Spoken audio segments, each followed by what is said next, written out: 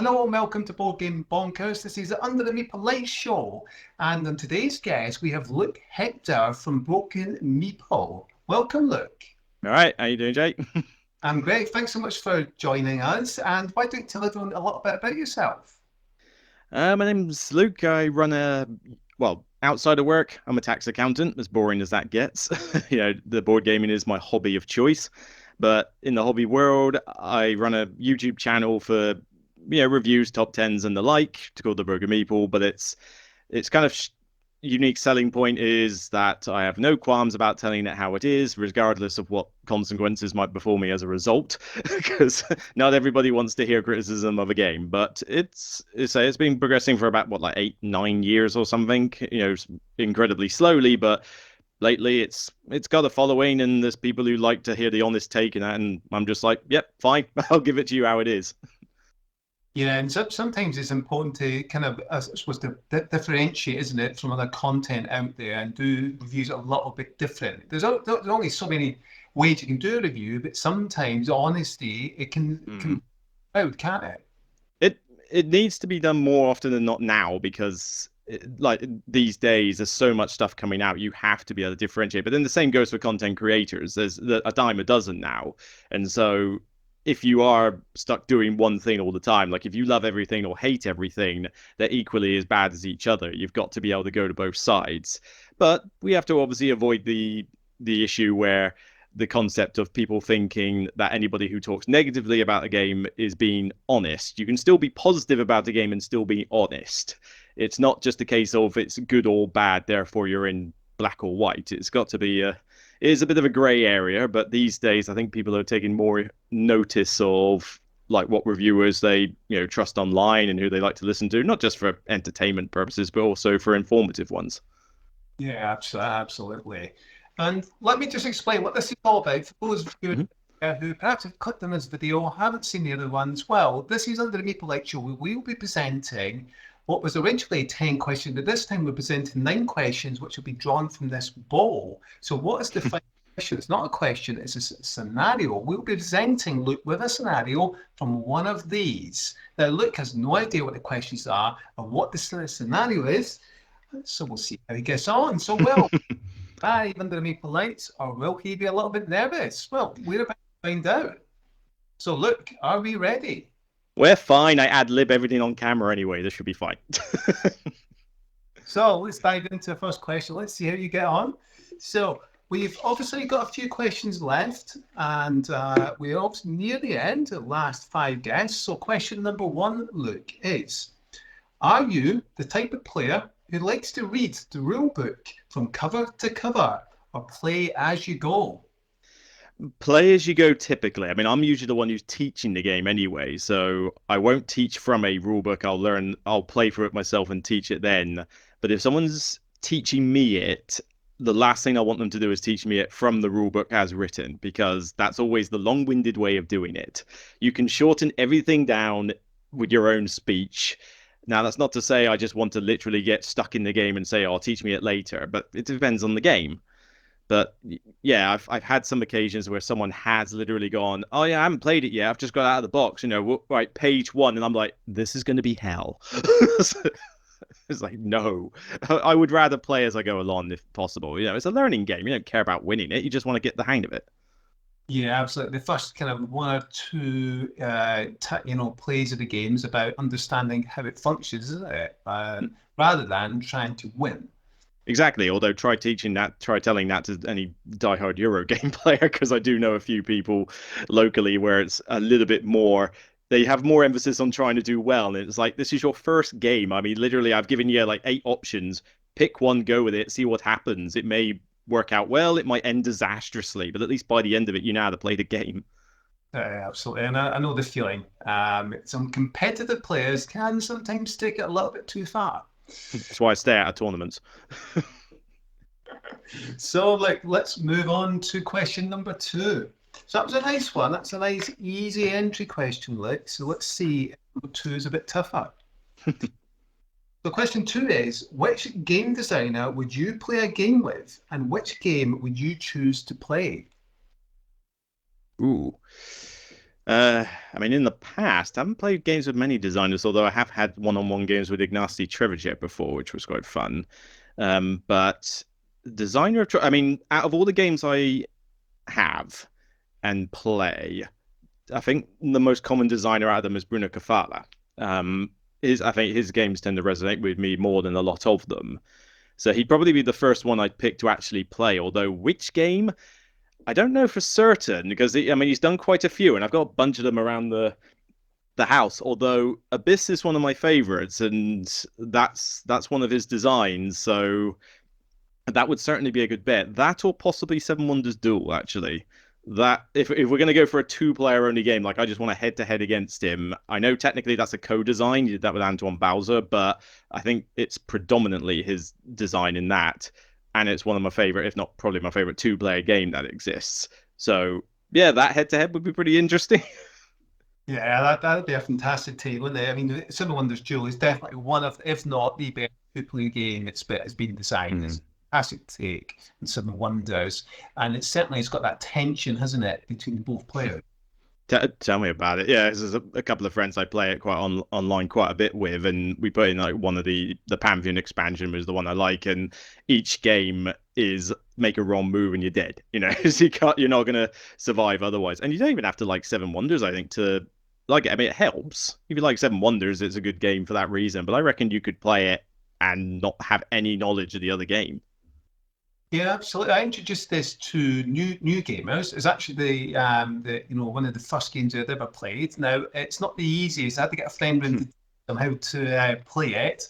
But once I got the hang of it, they loved the game and played it, quite a number of times. And one always wins, but it's got a competitive nature to it, and I enjoy it. But it's a fun competitive nature to it.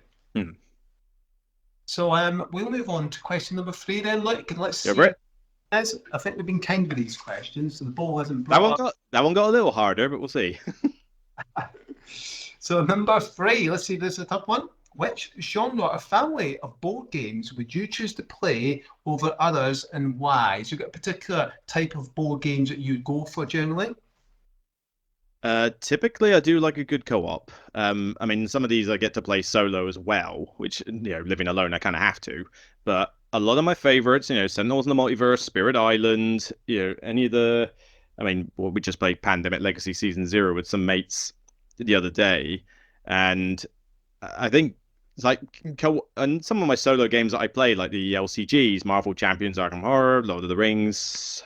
I'm trying to think of others. Frostpunk, the big game I've been. Yeah, technically I play them probably more solo than I do co-op. That's just because of my circumstances.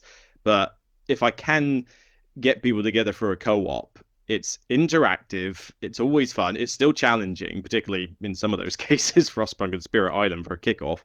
But I do like the interaction between the players, and I don't just mean like punch in the face interaction with the mean euros. I mean euros can have it as well, but in a co-op you're with the other players, you're working together as a team, and yes, there is the alpha gamer issue you do sometimes have to worry about, but it's been a while since I've encountered that. I think most people have kind of waned that out of their system, but it is also another good teaching tool because some people will feel a bit uneasy, but it's like, oh, I'm not sure how to play this. Doesn't matter. We've all got to win somehow.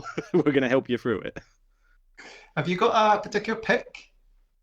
I mean, the ones I've mentioned, essentially, Spirit Island and Sentinels: The Multiverse have been two of my favorite games for a long time. Frostpunk is another one of my favorites at the moment. Those three are kind of like my co-op games of choice. But any of the others, where I mean, Spirit Island's a very meaty Euro-ish style game, which typically I'm the underdog, but that's fine because I just play with people who know what they're doing. Sentinels and the Multiverse, I can just play that with pretty much anybody I find, and tailor it to how good the other gamers are in terms of their experience. Frostpunk, yeah, typically more solo, but there have been some mates where I have deliberately brought it to a local convention and said, we're playing this. It may take 4 or 5 hours, but it's still good fun at the end of the day, particularly if you play the video game. But recently at a convention, I played a game of Handycon with, say, a couple of people and, sorry, yeah, Marvel Champions. And yeah, I was technically the underdog in that. I mean, I love it. I've got it on my shelf there, but I'm still a bit of a newbie when it comes to making a decent deck and playing well at it.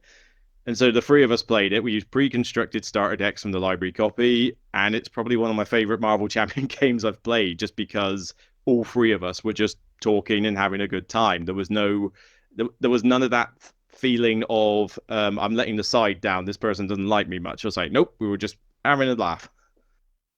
Yeah, and you're right. What you touched on earlier about the alpha player can be an issue, and perhaps you're playing against gamers. I think it's less so that occurs because people generally know what they're doing, and it's not nice having a dominant figure there who tells people Mm. because that's not enjoyable. It does not work, and I haven't seen it for a long time. It used to be more of a problem than it was, and I did actually talk about it on a recent podcast episode, like where it tends to come or what, because there's all this contention about is it the player fault or the game fault, and it is kind of a little bit of both. Yes, it takes a certain personality to be the one who wants to dominate a game and win above all costs, but then if the game allows you to do it, that's also technically the design fault.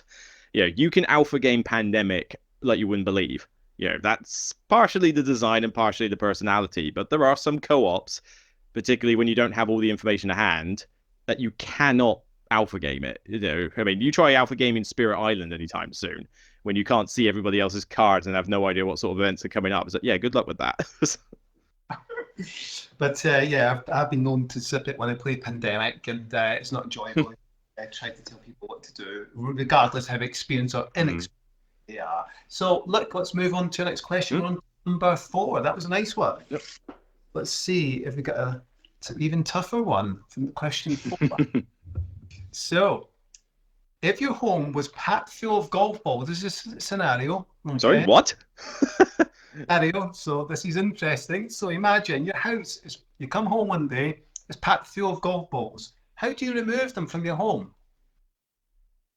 Has somebody had this from experience? That's what I'm curious. So when you come up with this question, how do you remove them? I mean, open the door for a kickoff, but so, I mean, as soon as you open the door, it's going to be an avalanche out. I can't play golf to save my life, though, so I'm certainly not doing it the old-fashioned way, like actually using a club. I don't know. I think I'd probably just get to the point where I just accept they're there. I could spend like ages trying to get every single one out and litter the place, or I might just say, you know what, my house is now a giant ball pit. Fine, we'll just have it that way. Maybe it'll make for a comfortable sleep. I don't know. You could, rally up some children, get them involved. Come on, let's go. Possibly, yeah. Get everybody on my housing estate is basically just say, look, kids, here you go. But then I suspect they just throw them at everything. I don't know. Believe it or not, the Practical Jokers did something similar with the fill the house. I can't remember what it was full of, and poor chap was trying to get it all in the house. So that's been before, but let's hope it doesn't happen with us. That's just a fun one. So I'm just curious whether that's like, I mean, to come up with that question, they must have had something similar or done something similar. I can't imagine you just conjured it out of your head. was something similar. I can't remember what episode it was on Practical Jokers, but it has been done. A search on YouTube will probably bring it up, and there's been some other crazy similar methods of filling the house up with. I won't give it away. Stuff. So there's plenty of videos in there to check out. So just a fun one. So let's see what question 5 is. I promise you that's the only fun one we've got in the bowl. The rest are all board game related. So you think? We don't know yet. Fingers crossed. Question 5 is, have you been pleasantly surprised, Luke, by anything in the board game industry recently? In the industry, so not so much a game? No, in the industry as such. It could be a game that surprised you, but anything in particular in the industry?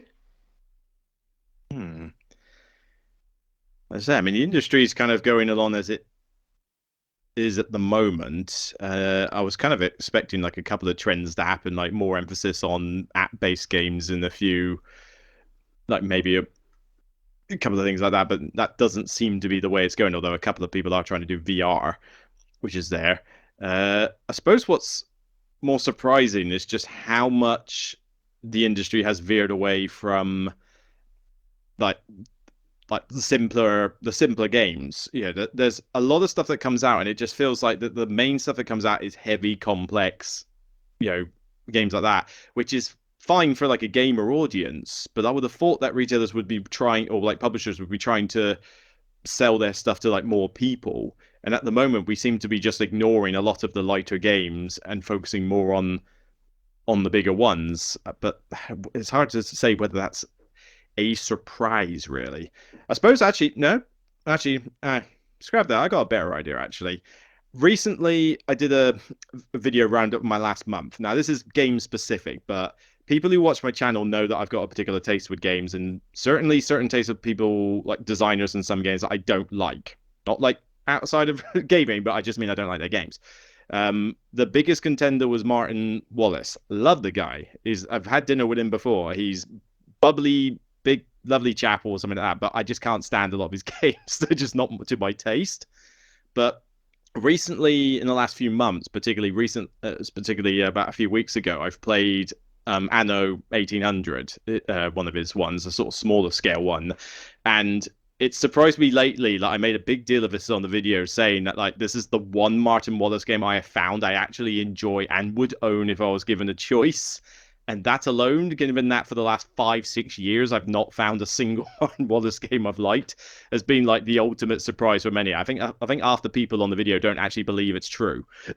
They just assume I'm making it up. It's like, it's not a made up thing. I like this game. I don't get it myself.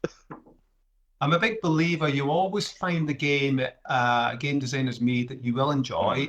Believe as well that you'll always find a game that uses a mechanism that perhaps you don't like, but there'll be a game that you will enjoy that uses that mechanism.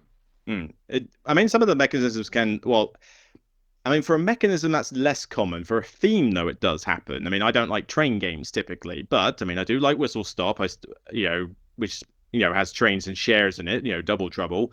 Technically, you can make Ticket to Ride anything, but it's still a game that features trains I enjoy. Just recently played and reviewed Isle of Trains, the little small one from Drander Games or something. I enjoy that one. I mean, you could probably theme it about anything, but you are literally building a train.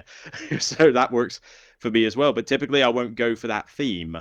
But I'll still try any game once, most of the time. Like 95% of the time, I'll try any game once. And there have been some exceptions to the rule, like the PAX games. I've enjoyed my time with those in recent years, and that should be a genre of game I typically wouldn't like, particularly as I'm not a historian fan.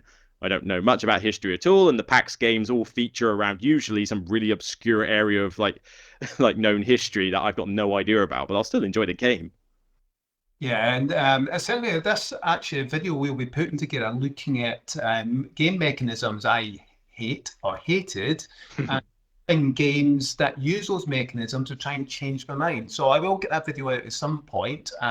So I have found the games. It's whether or not I like those mechanisms or not. But we'll do that video at some point over the next month or two. It'll be good to see somebody actually put out something that says, I dislike this, because I swear I seem to be the only one. But it's actually an interesting process I went through. So I will put that video out in a month or two time.